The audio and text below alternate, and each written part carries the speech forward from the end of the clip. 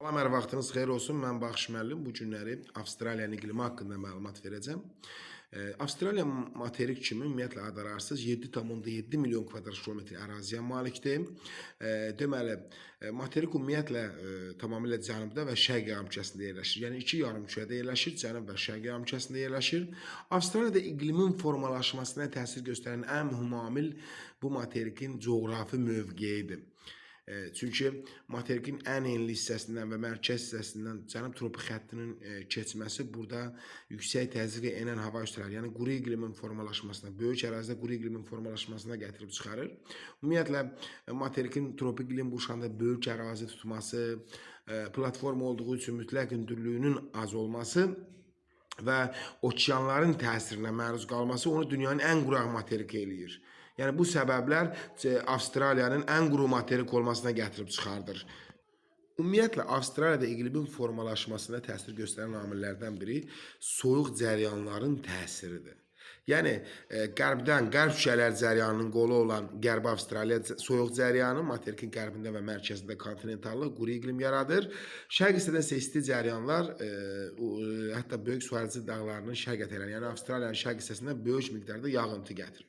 Belə diqqət yetirəndə Avstraliyada deməli, mütləq maksimum temperatur qeydə alınıb Darling çayının orta axınında müsbət 52,8 dərəcəyə qədər istilik qeydə alınıb. Ən aşağı isə, yəni mütləq minimum temperatur isə dağlıq ərazilərdə -20 dərəcəyə qədər soyuq müşahidə olunub, qeydə alınıb.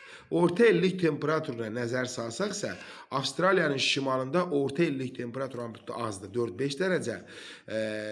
Mərkəz və cənubda isə kontinental olduğu üçün burada deməli illik temperatur amplitudu 17-18 dərəcəyə qədər qalxır. Şimal hissədə niyə orta illik temperatur amplitudu aşağıdır? Çünki biz bilirik ki, günəş dekabr, yanvar, fevral aylarında, yəni bizim qış aylarında günəş cənubda zenitdə olduğu üçün cənubu daha çox qızdırır, daha çox işıqlandırır. Avstraliyada tamamilə cənubda yerləşdiyi üçün Avstraliyanın yay ayları dekabr, yanvar, fevral aylarına, qış ayları isə iyul, iyun, avqust aylarında müşahidə olunur.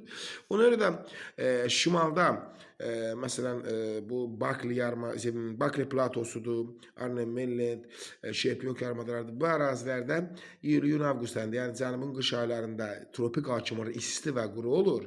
Dekabr, yanvarda isə ekvatorial hakim olur, isti və rütubətli olur. Yəni istənilən halda yayda, qışda istidir. Burada dəyişən rütubətin miqdarıdır. Ona görə də yayda, qışda isti keçdiyi üçün deməli burada illik temperatur amplitudu aşağı 4-5 dərəcə cəmi müşahidə olunur. Mərkəz və cənubda isə kontinental olduğu üçün burada illik temperatur amplitudu çox olur. Sutkalıq temperatur amplitudu isə yenə də mərkəz ərazilərdə çox olur. Çünki mərkəz və qərb hissələr səhralardan ibarət olduğu üçün biz bilirik ki, ən böyük sutkalıq temperatur amplitudu səhralarda qeydə alınır. Ona görə bu mərkəzdə səhralar olduğu üçün, məsələn, Böyük Qumlu, Hibson, Sipson, Victoria, bu səhralar olduğu üçün burada sutkalıq temperatur amplitudu daha böyük olur. Günəş radiasiyasının miqdarı isə ümumilikdə Avstraliyada 180 kala qədər günəş radiasiyasının miqdarı olur. Materikin şimal hissəsidir, yəni ekvatorialın dekabr, yanvar, fevral aylarında müşahidə olduğu ərazilərdir. Bir də materikin şərq hissələrdir, böyük miqdarda yağıntı alır. Çünki şərq hissədə, hətta Tasmaniya adasına qədər burada deməli, həm passat küləklərinin, okean üzərindən əsən passat küləklərinin, isti cəryanların təsiri nəticəsində bol yağıntı düşür. Avstraliyada iqlim qurşalarına nəzər salsaq, ən şimal hissədə, bu hissədə yerləşir subekvatorial iqlim qurşağı. Burada deməli, temperatur 20-25 dərəcə arasında dəyişir. Bayaq qeyd elədiyimiz kimi, iyun, avqust ayında, yəni cənubun qış aylarında tropik hakim olur, isti və quru olur. Dekabr, yanvar, fevral aylarında isə, yəni cənubun yaylarında ekvatorial düşüb hakim olduğu üçün isti və rütubətli olur. Deməli, əhatə edir. Ümumiyyətlə, Avstraliyada subekvatorial iqlim qurşağı 20 dərəcəlik paraleldən yuxarı ərazilər, yəni Arnhem Mainland yarımadasıdır, Bakri platosudur, Cape York yarımadasıdır. Bunlar yerləşir subekvatorialda, özü cənub subekvatorial gedir də, çünki Avstraliya dediyi axı tamamilə cənub yarımkürəsində yerləşir. Və dedik ki, cənubun yay aylarında, yəni dekabr, yanvar, fevral aylarında ekvatorial hakim olur, bol isti və bol rütubət alır. Ekvatorial hava şütələrinin təsiri ilə dekabr, iyul, iyun, avqust ayında, yəni cənubun qış aylarında isə tropik qalxır yuxarıya və isti və quru keçir. Deməli, subekvatorialda iyul, iyun, avqust ayında, yəni cənubun qış aylarında deməli yüksək təzyiq enən hava şütələri formalaşır. Dekabr, yanvar, fevralda isə ekvatorial hakim olduğu üçün, bol rütubət gətirdiyi üçün deməli alçaq təzyiq qalxan hava şütələri hakim olur həmin aylarda.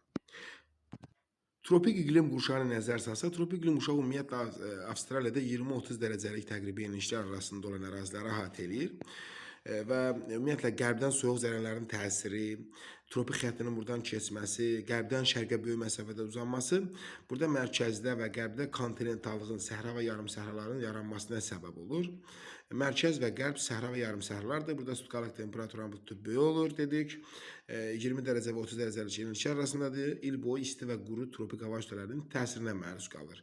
Tropik kontinental və tropik dəniz iqlim tipi var da. Dedik ki, qərb və mərkəz tropik kontinentalda, məsələn, tropik kontinentalda, yəni tropik quru hava kütlələrinin təsiri nəticəsində burada Hibson, Simpson, Böyük Viktoriya səhrası, böyük qumlu səhralar formalaşır və s. Şərq hissədə isə isti cəryanın təsiri nəticəsində burada nə formalaşır? Böyük sürətli dağların şərq ətəklərinə böyük miqdarda yağıntı düşür isti cəryanların təsiri nəticəsində.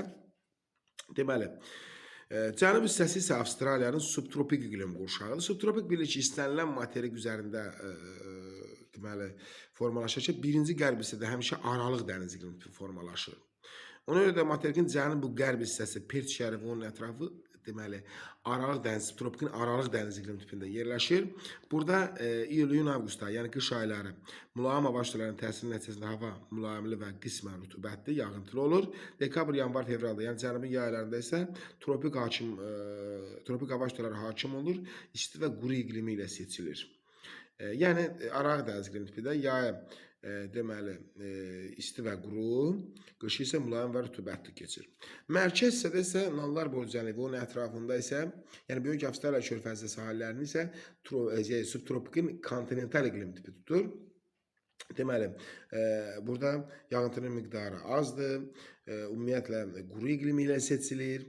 Gəldik şərq hissələrində isə, cənubi şərq hissəsində daha doğrusu isti cəryanın təsiri nəticəsində burada formalaşır bərabər rütubətli iqlim və hətta yağıntının miqdarı 1000 mm-ə qədər burada çıxır.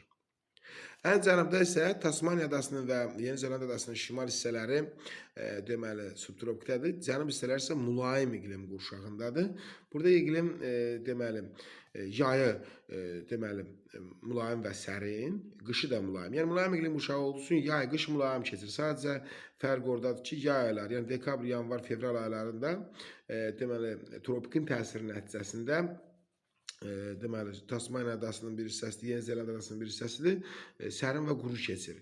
Qışda isə mülayimin təsiri nəticəsində şimal hissələrindən söhbət gedir, mülayim və rütubətli iqlimlə seçilir. Cənub ətəkləri isə daha çox yağıntı alır, çünki mülayim iqlim qurşağında yerləşirlər.